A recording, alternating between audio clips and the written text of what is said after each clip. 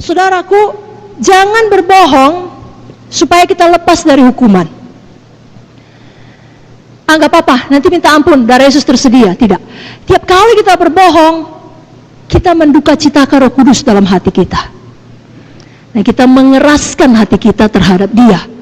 Itu membuat kita lebih tidak sensitif dalam mendengar suaranya. Karena sebagai anak Tuhan, pada waktu saudara mau berbohong supaya lepas dari hukuman, pasti Roh Kudus bicara. Siapa yang jujur? Roh Kudus bicara kepada dia kalau mau buat dosa. Puji Tuhan, semua jujur. Misalnya dosa bohong yang kita bicarakan sekarang, Roh Kudus bilang, terima konsekuensinya. Memang kau salah, memang kau lupa, memang kau lalai. Kau akan menerima disiplin, kau akan dimarahi, kau akan dipermalukan, kau akan menerima hukuman. Tidak apa-apa. Yang penting jangan kau berbohong. Tapi kita keraskan hati. Kita teruskan berbohong supaya kita lepas dari hukuman. Malam ini kita bertobat. Katakan amin dengan kuat. Adalah lebih penting kita tidak membuat Roh Kudus berduka cita, karena Dialah asal semuanya. Saudara perlu berkat, saudara perlu kesembuhan, saudara perlu kehidupan, saudara perlu nafas, Roh Kudus asalnya. Jadi paling penting jangan buat dia berduka cita. Jangan pula berbohong supaya dilihat orang hebat. Aku hafal seluruh kitab Roma. Aku berdoa 5 jam sehari. Aku menginjil 8 jam sehari. Bagaimana itu? Atau apa sajalah. Saudara cuma bawa 3 jiwa. Tapi waktu ditanya, katakanlah,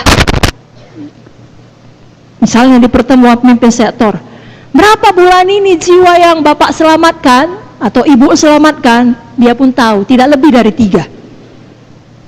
Saya tidak tahu pastinya, tapi mungkin kira-kira 20. Udahnya dibilang Roh Kudus jangan. Berapa jiwa baptisan? Ya kira-kira 12. Satunya cuman.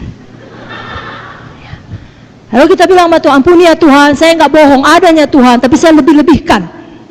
Karena saya beriman Tuhan, itu bukan beriman, itu berdusta. Amin. Siapa mau bertobat? Tidak menduka citakan Roh Kudus.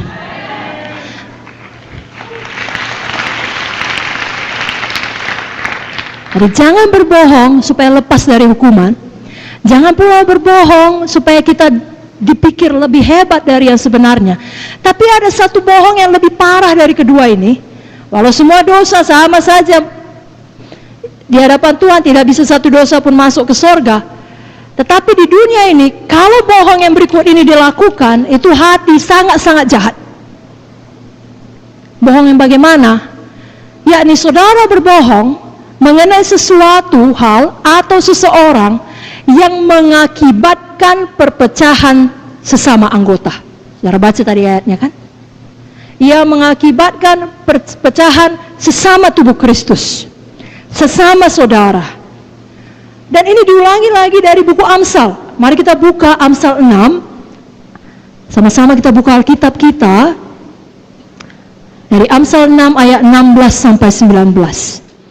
Baik, Amsal 6 ayat 16 sampai 19. Kita baca dengan kuat-kuat. 1, 2, 3 ya. 6 perkara ini yang dibenci Tuhan, bahkan 7 perkara yang menjadi kekejian bagi hatinya: mata sombong, lidah dusta, tangan yang menumpahkan darah orang tak bersalah, hati yang membuat rencana-rencana yang jahat, kaki yang segera lari menuju kejahatan, seorang saksi dusta yang menyembur-nyemburkan kebohongan, dan yang menimbulkan pertengkaran saudara. Apa yang dibenci Tuhan, apa yang menjadi kekejian bagi hatinya? Kalau saudara perhatikan mengenai dusta, diulang sampai 3 kali. Yang pertama dikatakan lidah dusta. Yang kedua ayat 19 ada 2 kali, saksi dusta yang menyembur-nyemburkan kebohongan, saksi dusta yang menimbulkan pertengkaran saudara.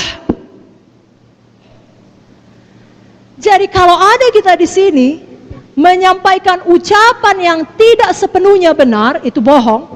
Lalu kemudian ucapan yang tidak benar itu dan tidak baik itu mengakibatkan hubungan di antara kita menjadi rusak. Tuhan benci. Apa saudaraku? Sebabnya bebas hari ini dari yang namanya gosip. Bebas dari namanya fitnah, pengumpat, dan kawan-kawannya. Amin. Dan ini termasuk ucapan saudara di sosial media. Kalau kita baca di Efesus 4 tadi, ucapan kita harus yang membangun. Supaya orang yang mendengarnya beroleh kasih karunia. Kalau semua anak Tuhan melakukan ini, hoax tidak bisa berkembang. Kenapa? Semua benci dan jijik kepada dusta, tapi mengasihi Taurat Tuhan. Semua tidak mau menyampaikan, ya tepuk tangan bagi Tuhan Yesus, haleluya. Semua tidak mau menyampaikan ucapan-ucapan yang tidak membawa berkat. Di sini dikatakan menimbulkan pertengkaran saudara, maksudnya bukan saudara dalam keluarga badani. Misalnya saudara menyampaikan hal yang tidak baik kepada saya mengenai ucapan Kak Vicky, lalu hubungan saya dan Kak Vicky menjadi tidak baik. Tapi kalau menyampaikan yang tidak baik kepada saya mengenai Kak Heni, wah kan gak munte, itu gak apa-apa. Hubungan saya dengan dia tidak baik pun kan tidak sesama saudara. Salah. Sesama saudara ini sesama saudara tubuh Kristus.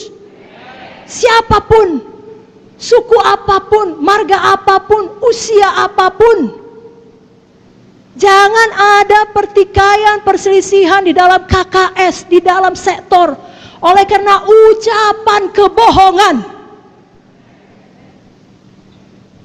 Dan sekali lagi Roh Kudus pasti sudah bicara di dalam.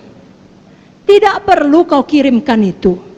Tidak perlu kau forward itu. Tidak perlu kau teruskan itu. Itu tidak menjadi berkat, walau itu benar. Alkitab juga berkata, pikirkan perkara yang benar, mulia, adil, suci, manis, sedap didengar, patut dipuji, disebut kebajikan. Jadi tidak cukup benar saja. Kalau orang yang mendengarnya tidak beroleh kasih karunia, saudara hentikan.